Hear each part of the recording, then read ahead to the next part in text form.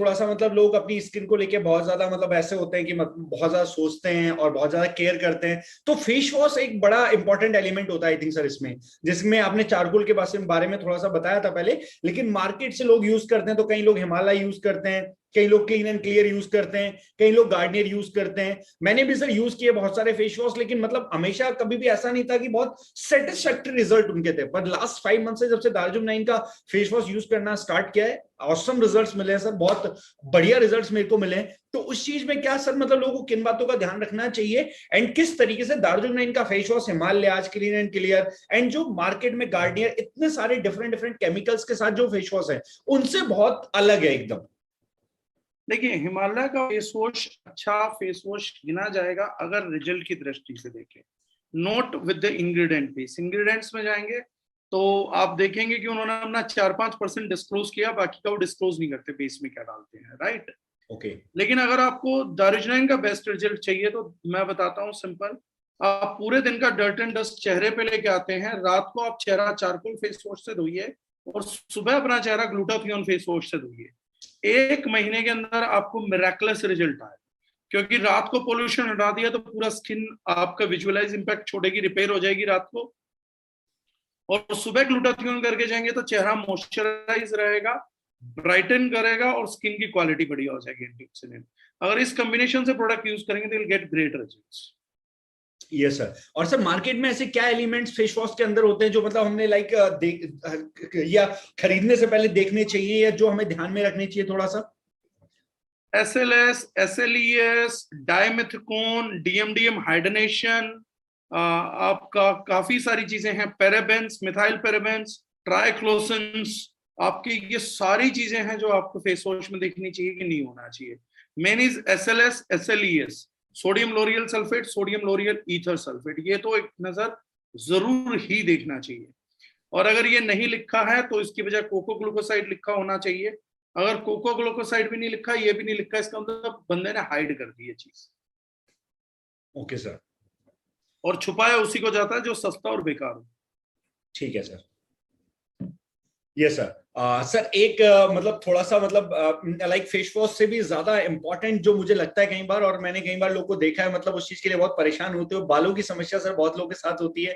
तो hair oil को लेके लोग बड़ा कंसर्न होते हैं कि कौन सा हेयर ऑयल हम यूज करें, कौन सा हेयर ऑयल बेटर क्वालिटी का होता है, या हेयर ऑयल के अंदर ऐसे क्या इंग्रेडिएंट है जो नहीं होने चाहिए जिससे हम जज कर सकते हैं कि कौन सा हेयर ऑयल हमारे बालों के लिए सुटेबल है। तो उसके बारे में थोड़ा सा कुछ बताएंगे सर हेयर ऑयल को लेके?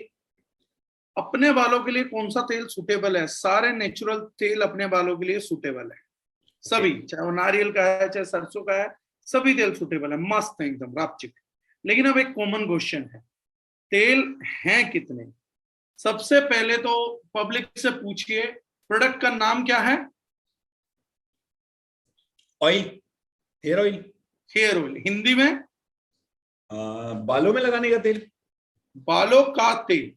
या तो सबसे पहली शर्त प्रोडक्ट में क्या होना चाहिए? तेल। तेल। तो सबसे पहले तो यही ढूंढ लो उसमें तेल ही है या नहीं है। आप दूर कहां जाना, सबसे पहले तो ये ढूंढो कि प्रोडक्ट में तेल है भी या तेल नहीं है। कभी ऐसा ना हो प्रोडक्ट का नाम हो बालों का तेल और प्रोडक्ट में तेल ही ना हो, बोतल में तेल ही ना हो। तो अब 99% लोग जब अपना तेल ढूंढने जाएंगे ना अंकुश जी, तो आएंगे मजे लेते हुए। सबसे पहले उन्हें मिलेगा मिनरल ऑयल या LLP, या मिलेगा लाइट लिक्विड पैराफिन। मुझे बस एक चीज पूछनी है मैन्युफैक्चरर से, या मुझे पूछनी है कंज्यूमर से, या मुझे पूछना रिटेलर से जो बेच रहा है, किसी को तो पता होगा यार ये कौन से खेत में उगता है, ये बीज का तेल है कि पौधे का तेल है, ये तने का तेल है कि डाली का तेल है। ये पता तो होना चाहिए मैं किस चीज का तेल लगा रहा हूं।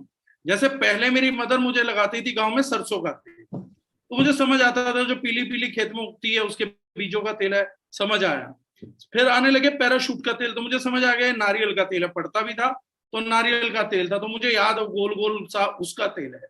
ये मिनरल ऑयल किस चीज का तेल है? ये मिनरल में से कौन सा तेल, कौन से खेत में उगते हैं ये मिनरल?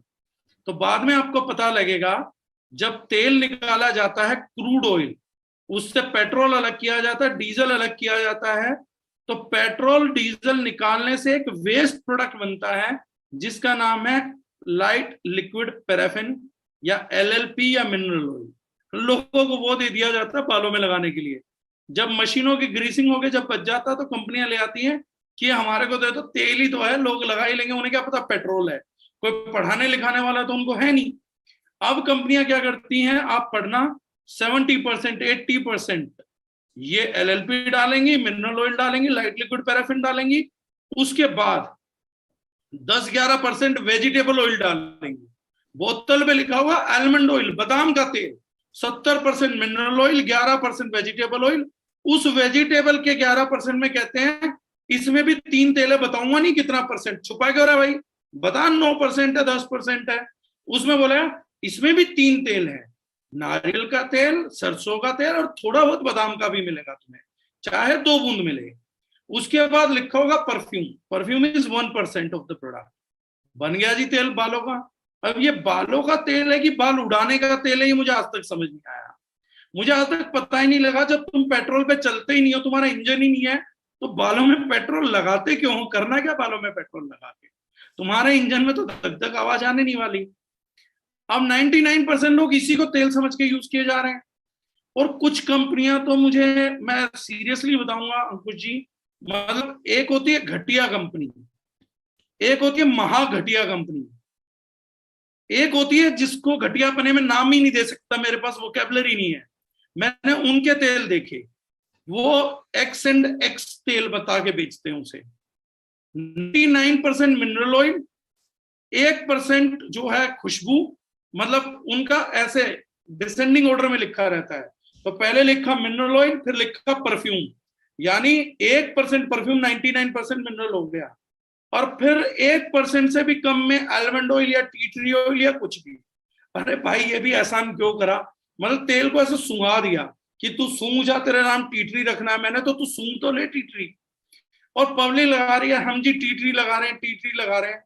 अरे कहाँ से लगा रहे हो टी ट्री, लेवल तो पढ़ो, डला तो होना चाहिए लगाने के लिए। परफ्यूम जितनी डाली है प्रोडक्ट में उससे भी कम डाला है, और 1% परफ्यूम डलती है प्रोडक्ट के अंदर, तो 1% से कम टी ट्री ऑयल में तुम क्या ही बाल बनाओगे। सो वो हेयर ऑयल है sir. Yes sir, yes sir. ये सर, तभी मतलब लाइक मैं भी सोचता था, मतलब आज के 5 महीने पहले मेरे बाल इतने झड़ते क्यों हैं और इतने रूखे क्यों हो जाते हैं, तो मतलब अब आने के बाद थोड़ा समझ आया जब आपने क्यों बताई ना। सरसों का तेल लगाओ तो बाल चिपके चिपके रहते हैं, और LLP वाला तेल लगाओ तो बाल उड़ते हैं, और फिर बाल उड़ जाते हैं। ये साइंस है। सरसों का तेल बालों को चिपका के रखता है, दूसरा तेल बालों को उड़ा देता है और फिर उड़ा ही देता है।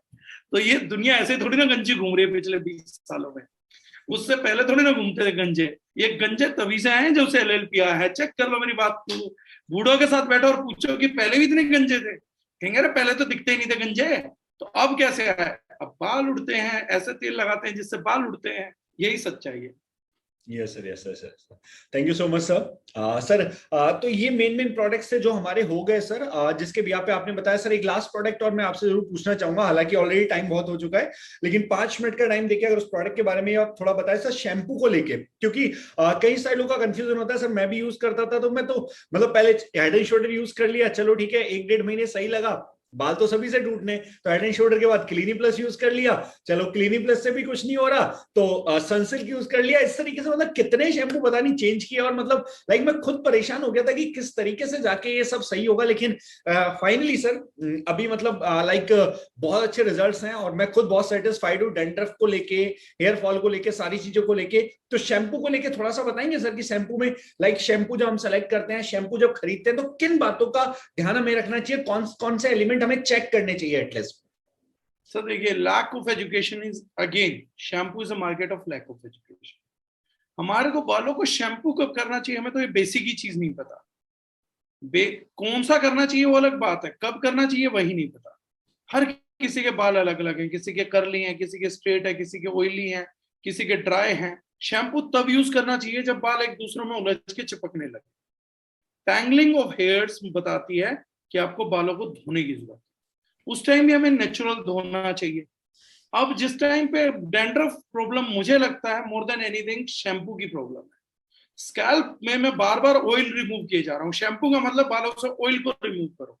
अरे रोज ऑयल क्यों रिमूव करना है? बालों में हमारे पूर्वज तेल लगाते थे कि बालों को तेल चाहिए और दो, और चाहिए और दो। हम पहले मूर्ख हैं कि बालों को तेल महीने में एक बार नहीं देते, निकालते रोज हैं, या हर दूसरे दिन, हर तीसरे दिन।